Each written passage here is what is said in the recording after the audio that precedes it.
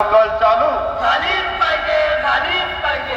कोण म्हणतो होणार नाही? चालू करून घेतल्याशिवाय थांबणार नाही. कोण म्हणतो होणार नाही? चालू करून घेतल्याशिवाय थांबणार नाही. अरे बघताय काय? सामील व्हा. अरे बघताय काय? सामील व्हा. अरे बघताय काय? सामील व्हा.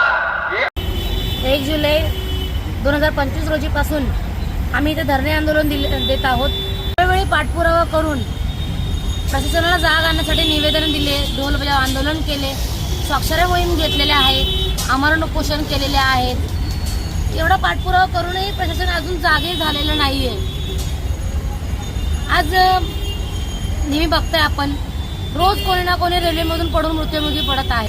गेल्या महिन्यात जून 9 तारखेला रेल्वेमधून पडलेले लोकांमध्ये कित्येक लोक मृत्युमुखी पडले. ह्याचं कारण आहे दिव्यातून वाढती लोकसंख्या.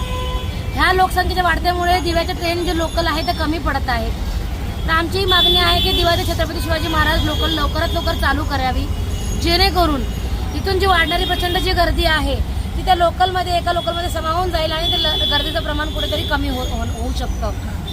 कमीत कमी दिव्यातून 3 ते 4 लोक जर इथून दिव्याहून बनवून जर गेल्या तर दिव्याची जी म्हणजे चढणारी पब्लिक आहे ती कमी होईल आणि प्रवाशांचा जो प्रवास आहे तो सुखसोयीचा होईल.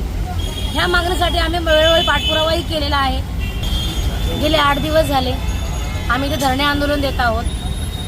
आज 8वा दिवस आहे. जोपर्यंत प्रशासन निर्णय देत नाही किंवा ठाम काही कुठला आश्वासन देत नाही की रेल्वे चालू कधी होईल आणि किती काय तांत्रिक अडचणी किंवा काय आहे ह्याचं ते सविस्तर आम्हाला काही सांगत नाही, तोपर्यंत हे माझं धरणे आंदोलन आहे हे चालूच राहणार आहे आणि ह्याच्यामध्ये आम्ही कुठली माघार घेणार नाही आहोत. एबीपी माझा, उघडा डोळे बघा नीट.